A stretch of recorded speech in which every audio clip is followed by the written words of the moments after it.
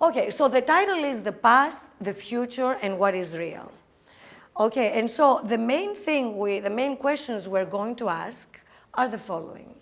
What is the difference between the past and the future? In grammar, we learn that the past and the future are tenses. Okay, and we also think of them, we learn them as duals, like the past looks backward and the future looks forward. Okay, but we think of them as the same thing. But I am going to ask the question, are they the same thing? Is future a time or is it a modality? And by raising the question, of course, you know that I am going to argue that it is a modality, and I will explain what that means. Do future sentences refer to facts? Okay, what does it mean to be a future fact? Okay, again, I will argue that it's impossible to talk about future facts because the future hasn't happened yet. And of course, the big question, how do we decide? And the answer to this question is we decide on the basis of linguistic data. That's why we're linguists. We use our data in order to be able to gain insight into these questions that have to do not just with the way language is used, but they have to do with the way we reason as human beings and draw conclusions about what is being said. Okay. I will start these questions by looking not at English, but my favorite language, Greek.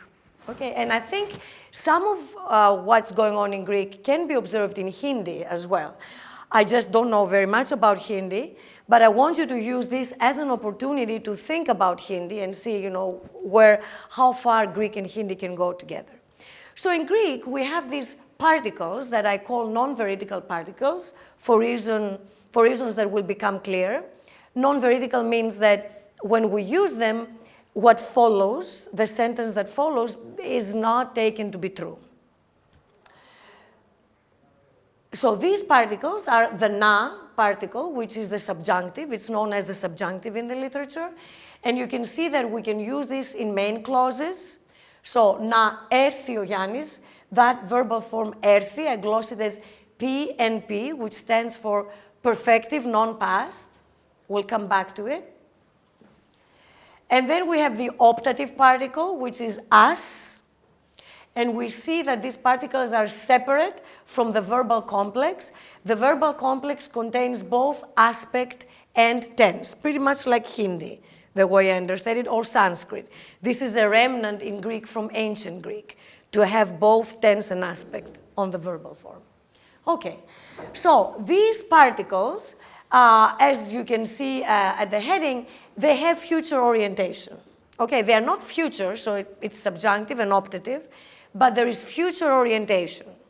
So, να έρθει ο Giannis means I'm giving John permission to come, or John, please come, or I want so much John to come.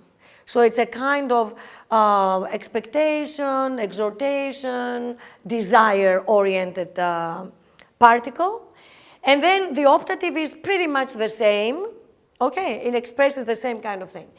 Now, what is important here is that we have future orientation without future particle. So we haven't used the future particle. And the second is that these things, na and as, are also, we see that they're also associated with illocutionary force. And by illocutionary force, we mean that they are not assertions, but they are imperatives or other kinds of speech acts. Okay? All right. Now, the future particle is, belongs to this class of particles, and we find it in sentences like one. Okay? Θα έρθει ο Giannis, which, again, it's the same form, perfective non-past, in the verb. I will come back. The future particle, John will come. Okay, and this is how we form the future in Greek. We have this future particle, and we use it in addition to the tensed verbal form. So, if one looks at just, one, okay, and sees the verb that contains tense and aspect, and sees the future particle there, one is faced with a kind of conundrum. It's like, okay, how, in what sense is this a tense? because the tense exists already in the verbal form. Okay, so starting from Greek and looking into English as well, John will come, we see that in English as well we have a kind of modal, we have a modal element, a modal verb, will. So it's a little bizarre to think of the future as a tense, just looking at the morphology of these languages. And what makes it even more bizarre is the fact that we have occurrences like to, which are quite common, okay, in Greek. So we have θα ήρθε ο Γιάννης. So 1 and 2 are similar. They differ only in the verbal form. In 2, we have came perfective, so it's past perfective. Okay? And this is, for all I know, that's how I translated, John must have come.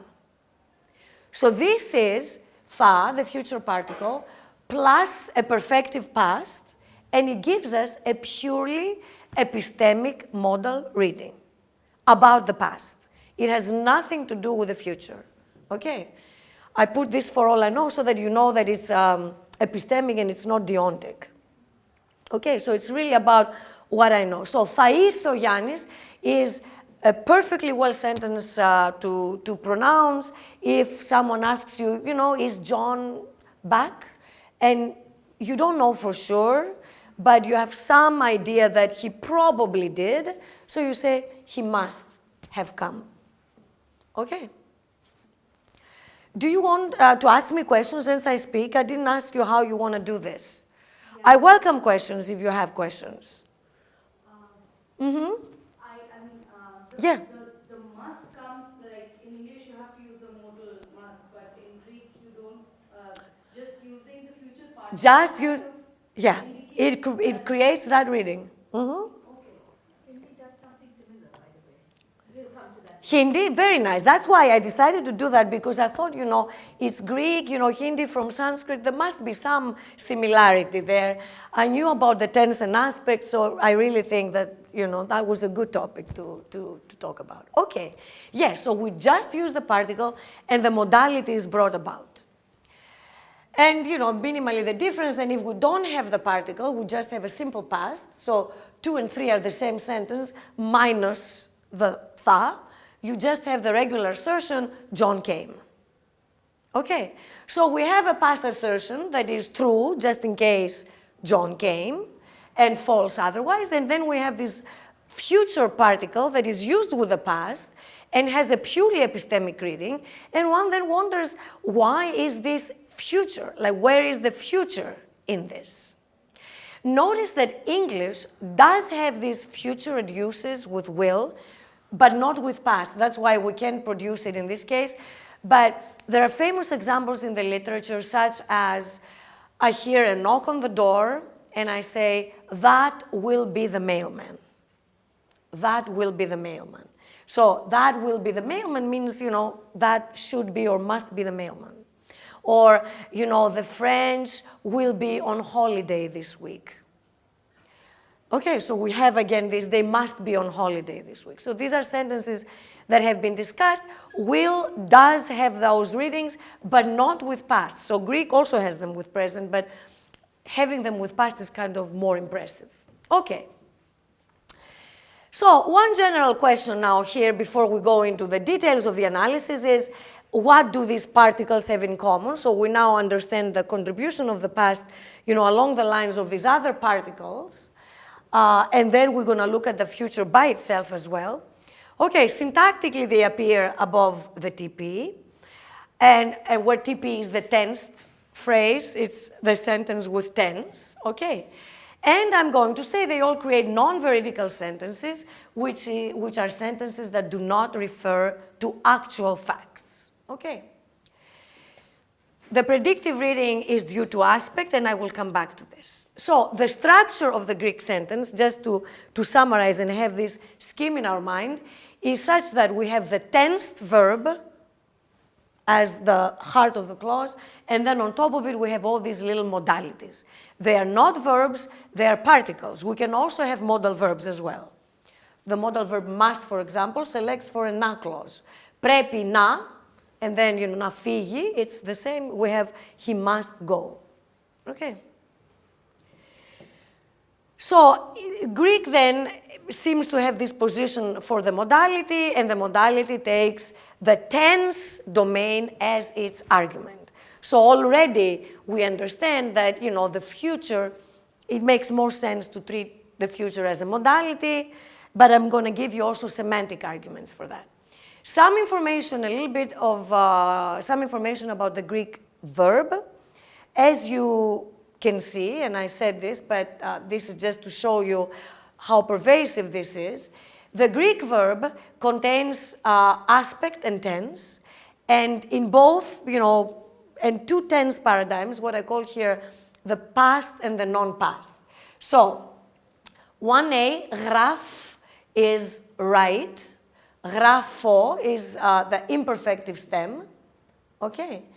In the past, we have έγραφα, 2a. So we have the augment, γράφ is the stem, remains the same. And then we have a different agreement as well.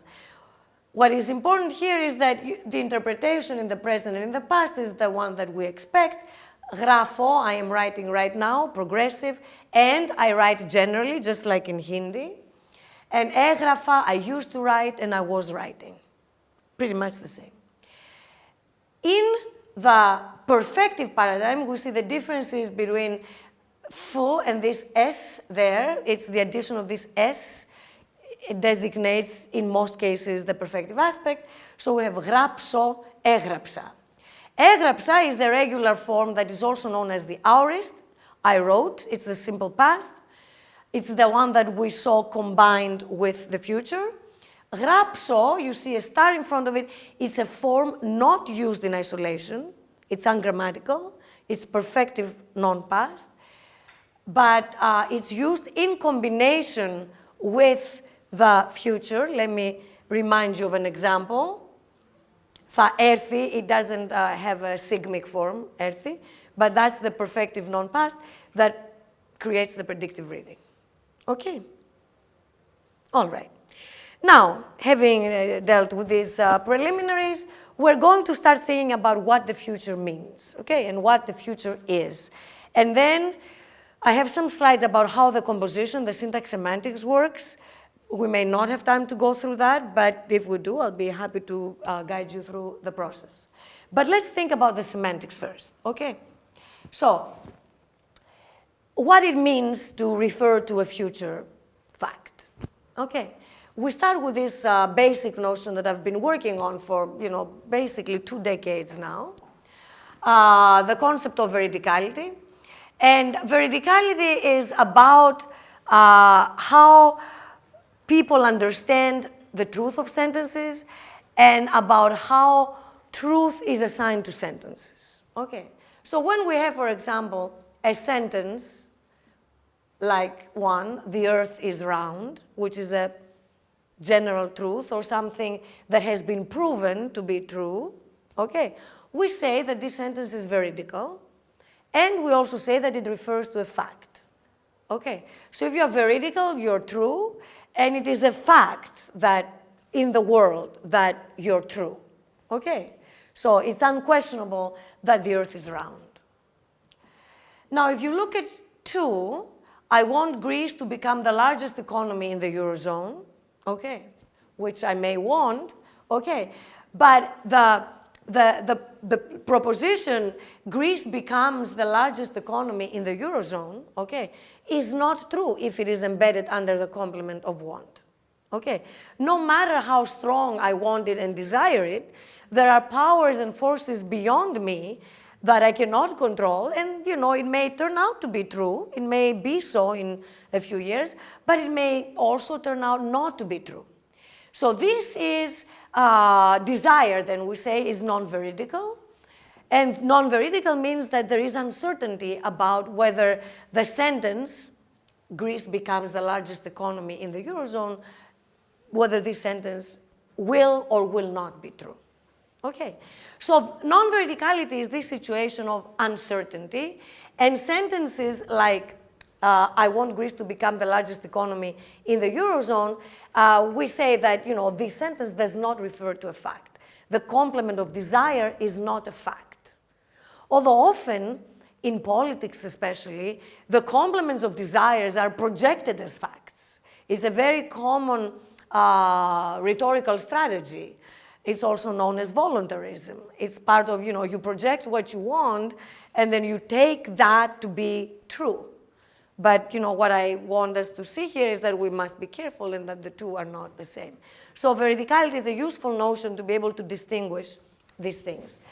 Other expressions that refer to non-facts, okay, and are therefore non-veridical, are the modal expressions, okay? So we have, it's possible that Ariadne won a prize. Ariadne may have won a prize, okay? Ariadne won a prize under, so we assume that the logical structure here is modal operator and then the tense proposition. Remember, just like in the schema that I gave you earlier. So, that Ariadne won a prize is not a fact in one. It's not in fact in two, okay? It's not a fact in three either. For all I know, Ariadne must have won a prize. I have strong bias and confidence that maybe indeed she did, but it's still not a fact. If I know for sure that she won a prize, I'm not going to use must. And likewise, if I have the deontic, you must eat your vegetables, or eat your vegetables with the imperative, I can tell my children, especially when they were younger, eat your vegetables, but they wouldn't. Okay, so it was clearly non-fact. So modalization removes veridicality and creates uncertainty. Okay. And so when we reason with these non-veridical functions, we reason essentially with uncertainty. And so here's a clear basic definition about what it means to be veridical and non-veridical with respect to facthood. Okay. So we see here, this is from my earlier work. I mean, that work goes back to like a paper 94 that I wrote before my dissertation, and 97 is my dissertation. So I've been thinking about these problems for a long, long time. Some problems, they're there for you. It's like you can't escape. Okay, so objective veridicality is defined as follows. A propositional function f is veridical if and only if fp entails p is logically valid. So if fp entails p. Okay. F is non-veridical if fp does not entail p. And f is anti-veridical if fp entails not p. So negation is anti-veridical. It's the opposite of veridical. But we see that non-veridicality is uncertainty because all it says is that fp does not entail p. Okay, it doesn't say that it entails not p. So non-veridicality has anti-veridicality as a subcase, okay, but non-veridicality by itself does not entail anti-veridicality. But anti-veridicality does entail non-veridicality. Okay.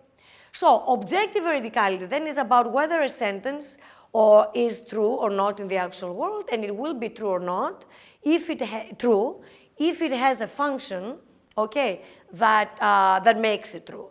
So for example, when we have the past tense, okay, the past tense is such a function. Okay, Ariadne won a prize, true and veridical. Ariadne is a doctor, true and veridical, in case it's true. And if they are false, of course, it was just a false assertion. Okay, and when we have negation, Ariadne did not win a prize. Here, negation refers to a non-fact. Okay, we need to distinguish between a fact, a non-fact, and a possible fact. Okay, a possible fact is something that is not a fact yet, but you don't exclude the possibility that it might be a fact, which is a possibility that you do exclude when you have negation. When you have negation, you exclude the possibility that Ariadne win a prize will ever be a fact. Okay, so veridicality often is understood in terms of factivity. I've been using the word fact so many times. And often when we have verbs like the factive, the so-called factive verbs, like Nicholas knows that Ariadne won a prize, the verb know, okay. Older analysis, they go back to Kartunen. They say that the complement of know is factive, therefore veridical. Okay. In fact, the veridicality is supposed to survive negation. So if you look at negation, Nicholas doesn't know that Ariadne won a prize. She still won a prize. Okay. He just doesn't know. And the same with emotive verbs. Nicholas is glad that Ariadne is a doctor, so Nicholas isn't glad that Ariadne is a doctor. Again, you know, he isn't glad. She is a doctor, and he's not glad about it. Okay. For various reasons that men could be unhappy if women succeed. Okay. So that's one of the, this is the core understanding of what it means to be veridical and non-veridical with respect to what is true in the world. Okay. And the last piece here is that when we think of temporal operators, we can think of veridicality in an even more refined way. I wanted us to go through this definition in 43.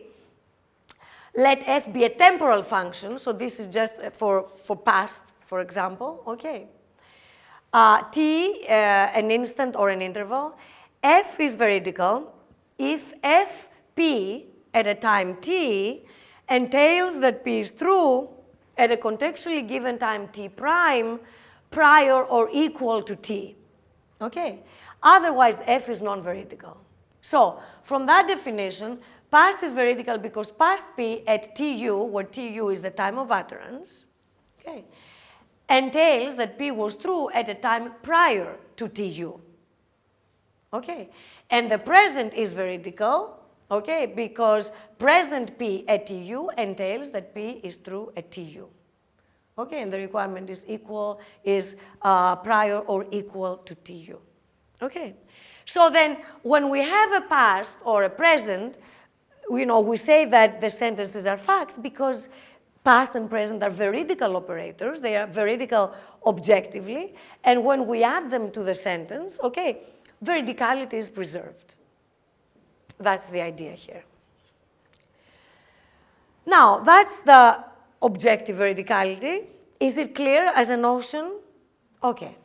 Now there is a second way in which we can understand veridicality, and that is not objectively in terms of what is the case in the world, but epistemically, or as I call here, subjectively, with respect to what someone knows. In fact, we have often reasons to believe that this notion is very useful. It's a useful relativization when it comes to deciding phenomena such as mood distribution, and modalization, as I will show you. And it's important because it acknowledges that when we talk about sentences and whether they are true or not, we are really talking about us, human beings, assessing whether a sentence is true or not with respect to given what we know to be true. Okay, so we just reason based on what we know, based on what we believe, based on what we expect, based on a number of things, okay? But we want then to see truth assignment as a richer process that takes into consideration those things. And often a lot of confusion is created because people use the word true to mean true relative to what I know, and often the expression my truth emerges. Okay, I don't know if you are, let me tell you my truth. And my truth is different from the truth, which is out there metaphysically, and whether it's raining outside is objectively true, okay, regardless of whether I am hallucinating that it is. But if I am hallucinating that it is raining, then my truth in the context of me hallucinating is such that it is raining outside. But crucially, my truth, so the subjective understanding of truth, does not entail the objective understanding of truth. The two are really distinct. Okay. So the definition now is a few more elements. I know it has a little bit of the formalism, but we're just going to go through it very intuitively. So an expression F now is going to be veridical if and only if FP entails that P is true in some individual's model M of X. Okay, now this M of X is a set of possible worlds. Okay, is the set of possible worlds that are consistent with one's beliefs and knowledge and evidence and all these things. It's a concept that comes from modal semantics and says that, you know, everything that we believe, and we believe propositions, we believe sentences, okay, that all these sentences are equivalent to worlds in which those sentences are true. It sounds a little odd, but you know, if you work in modal semantics, this is a kind of a native assumption. Okay, so the P is true. So now we have these models. They are, if you're familiar with Kratzer's theory of modality, these models are like model bases.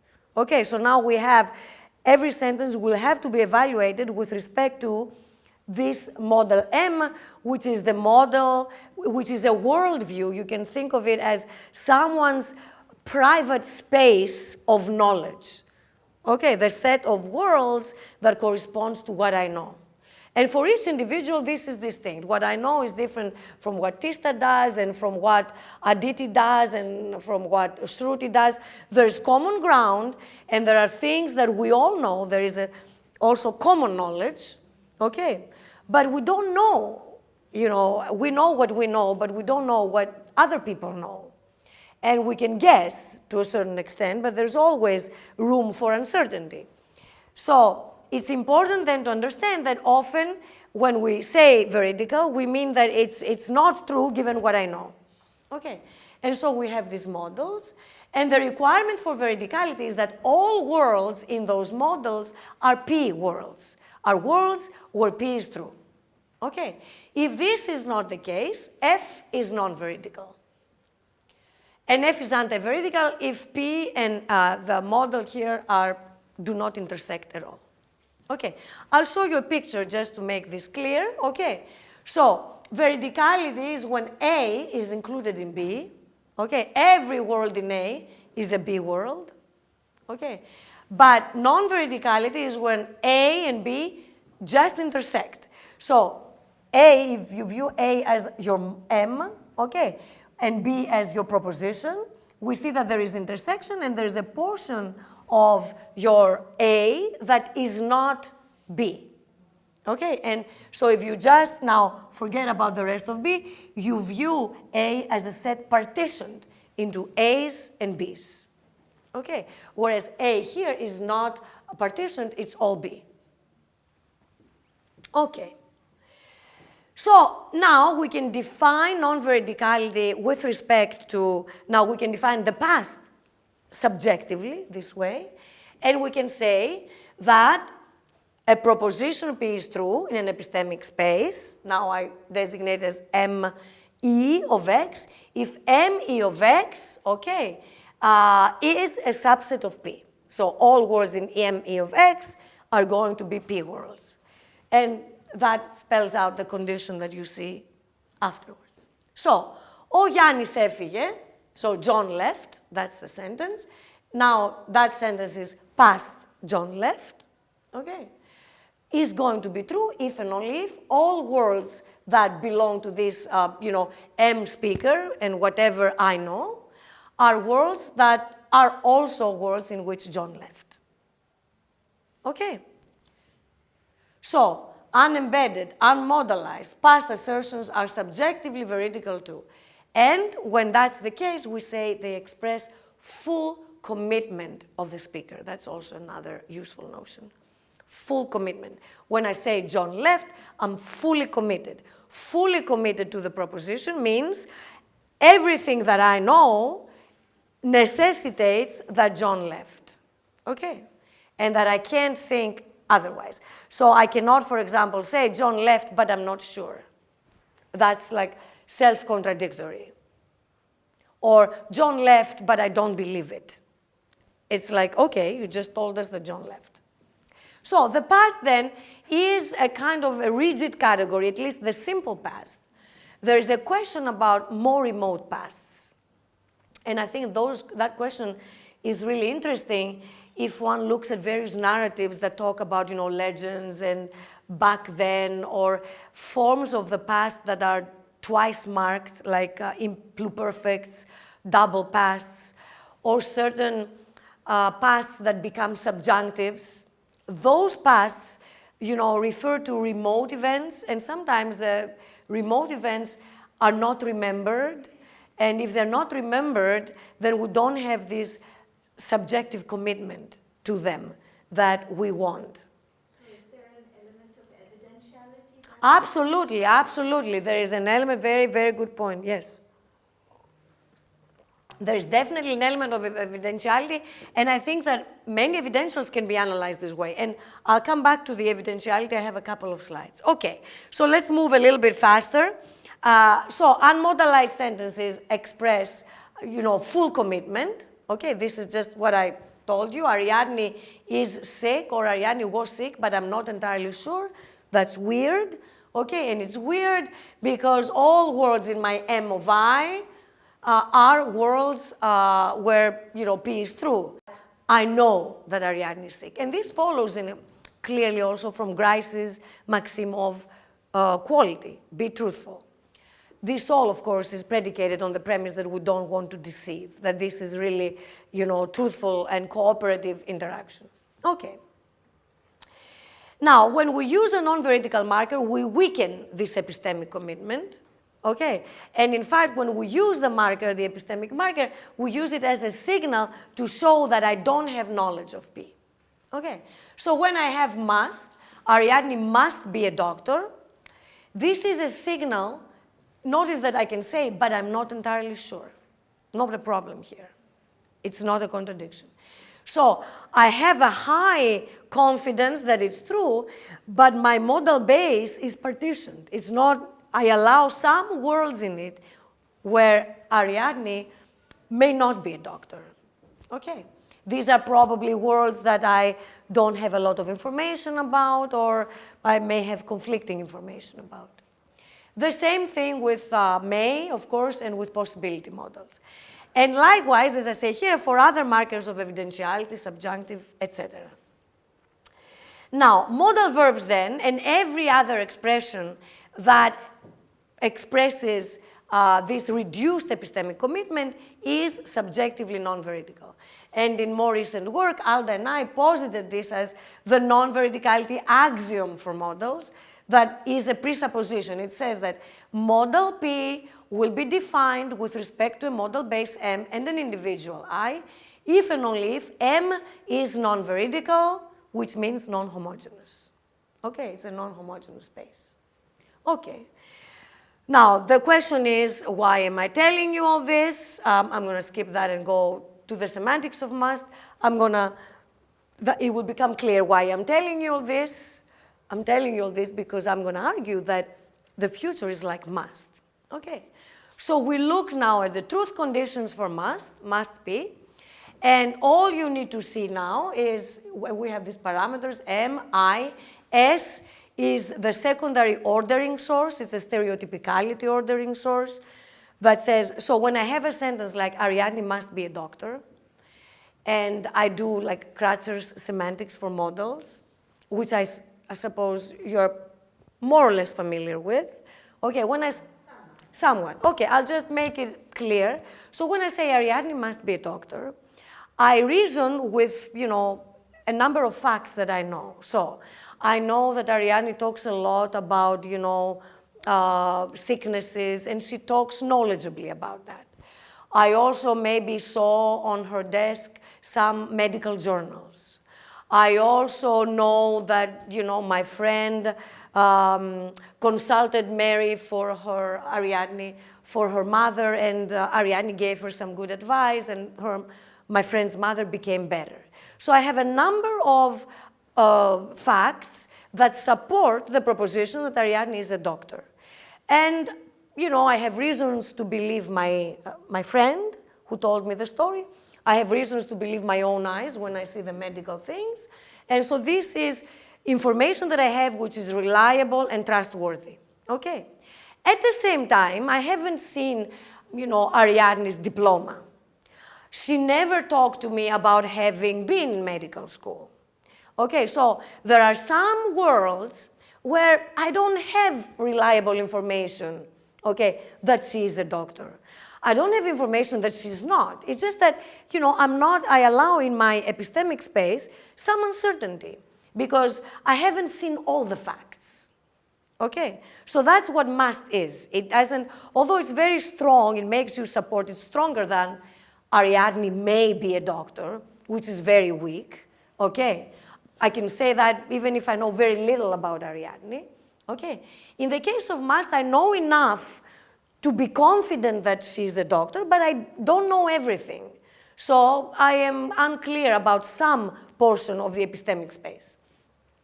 So this is, all this that I told you is captured in that notion of S, this epistemic, this S function, which takes the modal base and produces what I call their best, which is the best worlds. Those best worlds are the worlds of best knowledge or best evidence. They are the worlds in which you know. Okay, but you know that there are also worlds in which you don't know. So you're fully aware that it's both. But these are the worlds of best evidence. So for instance, if some friend comes and tells me, and I know that this friend is like a perpetual liar, okay, and he comes and tells me, you know what, Ariadne is a doctor. I'm not going to trust what he says. I might not even say Ariadne must be a doctor because he told me. No. Okay, and again, this is useful reasoning because we often extract information from, friends that tell us things or, articles that we read stuff about, newspaper, the media, social media, and so forth. So every time something is said, it's not necessarily a fact. So we take it, we filter it, we apply S. That function is, it works as the filter of reliability, okay? So I try to build all this in a very simple semantics for must, and I think it's a very, intuitive and natural semantics for must. And I am going to tell you, okay, that the future is like must. That was the point of all this diatribe here. Not to bore you, I hope you weren't bored. But the idea is that must, that tha and will and expressions of the future, possibly also in Hindi, contain the same kind of epistemic reasoning that must does. Okay, and I will give you some evidence for that. Okay, one thing to keep in mind is that the future is uncertain and non-vertical by its very objective nature as well. So if we envision, and this is a very classical philosophical approach going back to Thomason, 1984. This is a structure of so-called branching times, okay? And we see here in A and B that we establish an equivalence relation between worlds. So you see from T1, okay, we establish that WO is equivalent to W1, is equivalent to W2, is equivalent to W3, is equivalent to W4, okay? So from T1, all these options are possible futures, okay? From T2, W2, WO, and W3 are possible futures, okay? When I say something like John will be here at 5, and let's say I am in T1, okay? I am saying that there will be some branch, maybe all branches, but I don't know for sure, okay? That's again something, but I am at least saying that there will be some branch, or possibly more than one, where he will be here at 5, okay?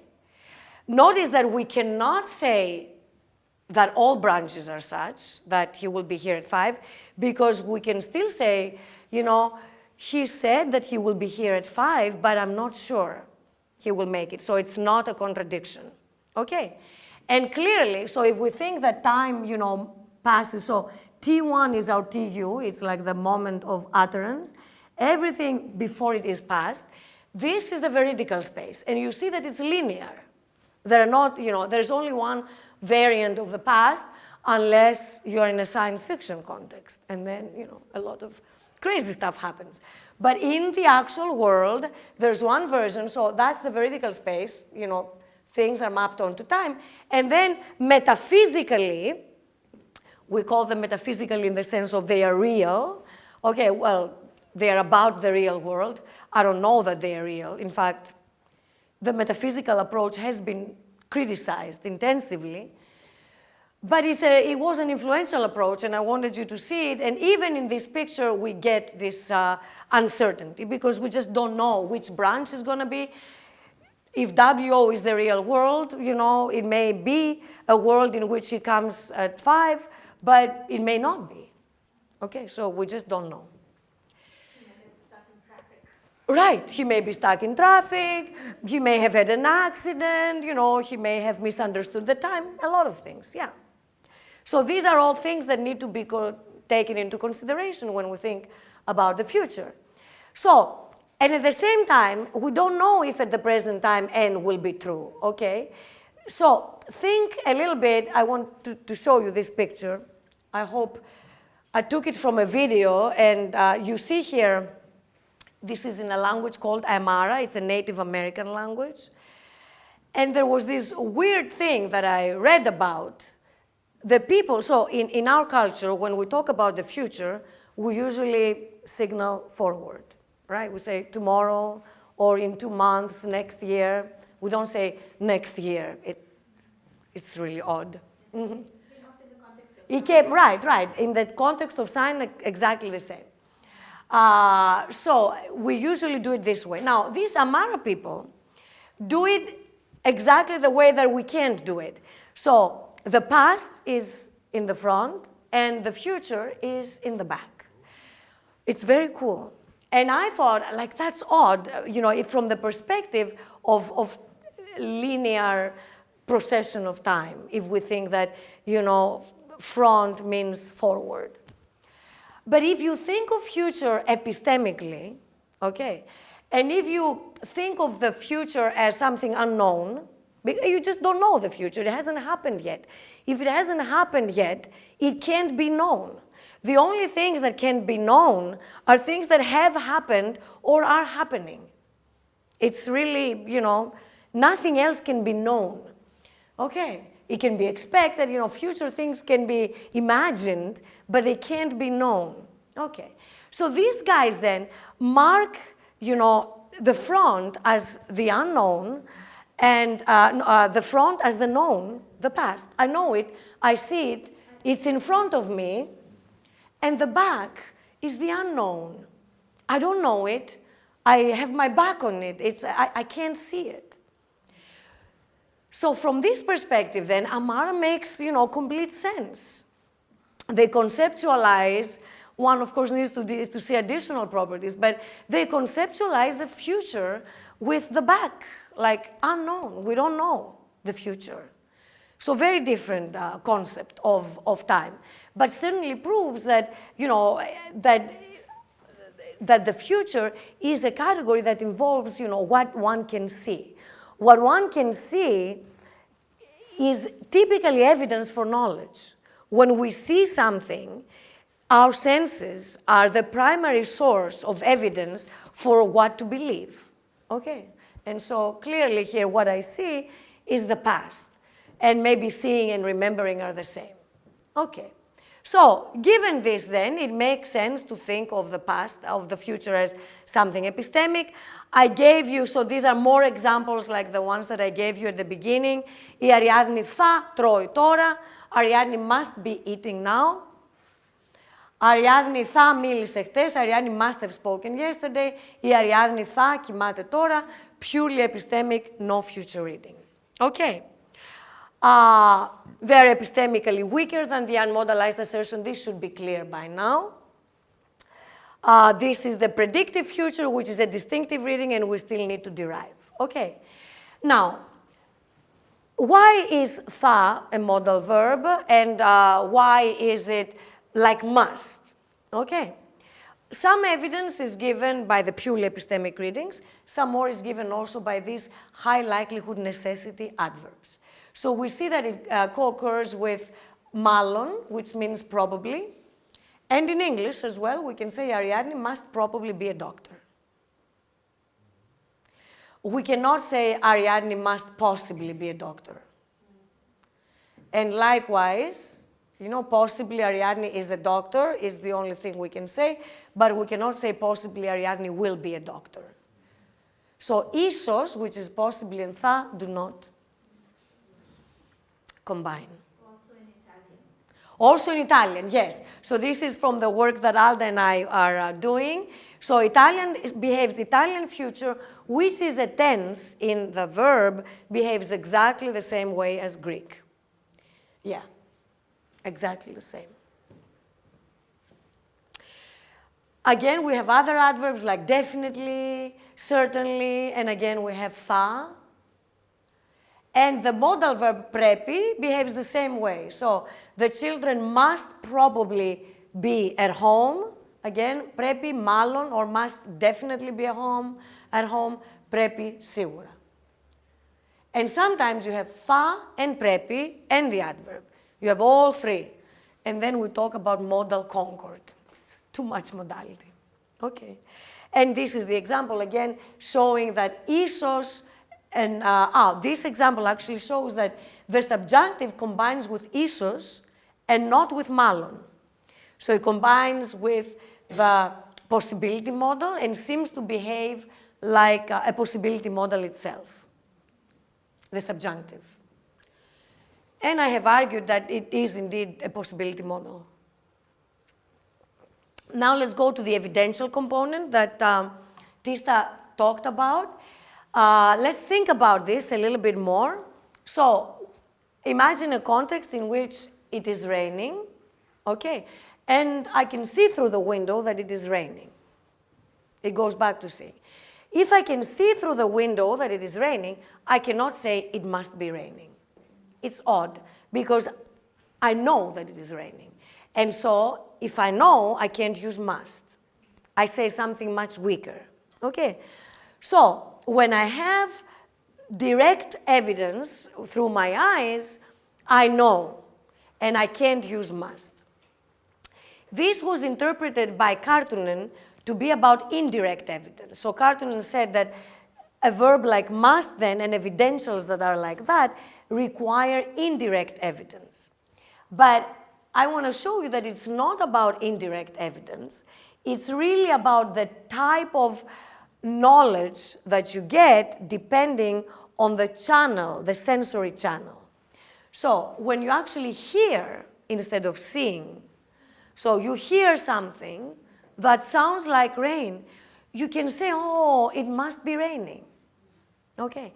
Because when you hear, hearing is not as reliable as seeing, okay? When you hear, you still have gaps. But when you see, you know, you don't have gaps. Notice also that if you can have a kind of gappy seeing, you can use must. So imagine that it's very foggy, it's late at night, okay? And, you know, you're far away from the window, and, you know, you see something that looks like it could be raining. In that context, I think you can say, it must be raining. Or you're looking from far away and it's dark and you think you see someone who is John and you say, oh, that must be John, okay? Or, you know, you are not wearing your glasses and you can say, oh, that must be John, but I'm not entirely sure. So you can, if you can manipulate vision and make it unreliable, then, you know, the must is good. And the same thing with the future. So it's exactly the same idea. So it must be raining. In Greek, θα βρέχει. Okay. So therefore, the future is inferential. It needs partial evidence. Okay.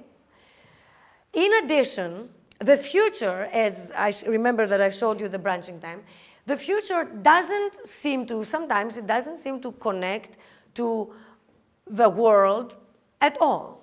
So for instance, I can say, θα συναντήσω τη Μαρία αύριο, I will meet Mary tomorrow, okay? And let's say that we have this horrible scenario in which Mary actually, so I utter now the sentence, I will meet Mary tomorrow, and Tista just found out that Mary had an accident and she died, okay? So Tista knows that that sentence is false. She knows that that sentence is false objectively because there is no Mary, therefore I'm not going to meet her. It's a fact, in fact, since she knows that Mary is dead. Okay. However, I don't know that. Okay. And the truth of this sentence, okay, this sentence is true when I utter it and I say, I will meet Mary tomorrow. It's true because I believe that there will be a time tomorrow in which I meet Mary. Okay. So it doesn't it doesn't use at all the real world. It doesn't matter what I think. I'm sorry, what is the case. All that matters is what I think. And there are other cases where we have that, you know, like with predicates of personal taste, for instance. So something like fish is tasty. Someone can say fish is tasty. And someone else can say, no, fish is not tasty. And you have this so-called faultless disagreement. We can both disagree about something that can never be decided. Whether fish is tasty is subjective. For a vegetarian that doesn't eat fish, you know, fish is not tasty. For someone that eats fish and likes it, it's tasty. Okay, so there's often this disagreement not about what is fact, but what is opinion.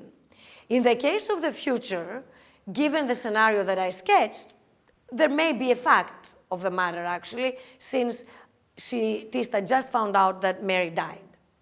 But in many other cases, there is no fact of the matter. So for instance, you know, when I see my boy and I say, oh, you know, Nicholas is so smart, he will be a doctor one day. And I say that when my child is like, you know, 6 months old, okay? Or 2 years old, or 5 years old. It's very far into the future to be able to guarantee and say that in order to truthfully express this sentence, I really access metaphysical alternatives in the future, and I find one actual metaphysical alternative in the future where my son becomes a doctor. I mean, it's just too far away, okay? And this cannot be decided. I mean, it could be that, you know, we just don't know what happens with Nicholas, okay? So there is a lot of uncertainty, and we have a lot of evidence about the future that it doesn't really access reality. Okay. So we will adopt a semantics that is very similar to the one that I gave you for must. The only difference now is that the future is going to combine with the tensed proposition, as I told you at the beginning. So it's going to be a non-past. Okay. And now all the other parameters are the same. The non-past now will tell you that all worlds are such that there will be a time, okay, such that the proposition will be true in that world at that time. So all that this does is introduce the time by the lower verb. Okay, so the time is not introduced by future. The future itself will be just a model. Okay. And likewise with the past, now the future is going to say that all worlds compatible with my best evidence are such that there is a T prime prior to TU, okay? And P is true in that world at T prime. Okay, so it's a very, very simple semantics. Okay, and the last category of future I wanted, so how much more time do I have? A few more minutes, okay. This is the last point that I wanted to make about the semantics. Then we have the syntax. If there are questions, we can go through the syntax. It's perfect. Now, I wanted to, so having agreed that the future is an epistemic category, not a time, not real, okay, we can then make even stronger distinctions that are even stronger futures, like English will, and I'll show you to what extent English will is stronger than Greek tha. Okay. So, in Greek, we can say to a, and the same thing in Italian, non è a scuola, sarà malato, in Italian, δεν είναι στο σχολείο, θα είναι άρρωστος, he's not at school, he must be ill. But we cannot say that in English. We cannot say he's not at school, he will be ill. Okay, So this is, since I started working on this project, this was always a question that came, oh, but in English we can't say that. So we need to have a theory about how this works in English. Okay, and so in English, why do we get this contrast in English? Now, English is not just by itself. French is similar. Okay, so il n'est pas à l'école, il sera malade, it's very bad. We cannot say that in French either. So we have a grouping between Greek Italian and French English, and we need to understand why. So what Alda and I, we discussed this problem in the paper, and we say that the reason French and English futures are odd is that their future requires further than Greek and Italian that there be a time of verification. Okay, no matter how far into the future, but there will be a verification time. So we won't be able to use those futures in these cases like, you know, he will be great one day, unless we know that we can verify. And we call these ratificational futures. I'll show you now, look at this context. Here, two friends are speculating about the shape of the universe. Okay. And in Greek, you can say, and in Italian, θα είναι σφαιρικό, the shape of the universe, and sarà sferico, you can say. In French, you cannot say il sera sphérique, and you cannot say in English it will be, it will be spherical. It's just you can't say that. Why not? Because we don't know, like at the present moment, and I don't know, Shruti knows more about physics or astronomy right there. We just don't know that, or we cannot establish with certainty that there will be a time in the future where we can actually come to the conclusion that, you know, it is spherical. And because we can't do that, French and English futures are sensitive to that. Must and the Greek future and the Italian are not sensitive to that. So there is this difference. And the way we codify this difference is, as you see here, it's exactly the same semantics that I gave you. Oh, this interval tu through infinity is the future interval. Okay. And the only addition that is there is that there will be, in addition, it's a presupposition. So we have the non-verticality presupposition, and then we say that there will be a t verification, a verificational time in the future that belongs to this interval tu through infinity, such that p will be verified at t. Yeah. So that's the only thing that we need to add. So this is a stronger future that requires not just speculation, but really more commitment that there will be a verification time. Okay. And so, you know, we see then that to conclude, okay, all right, we made it. Not too much time wasted. The future is an epistemic necessity model, okay, in Greek, Italian, English, and French.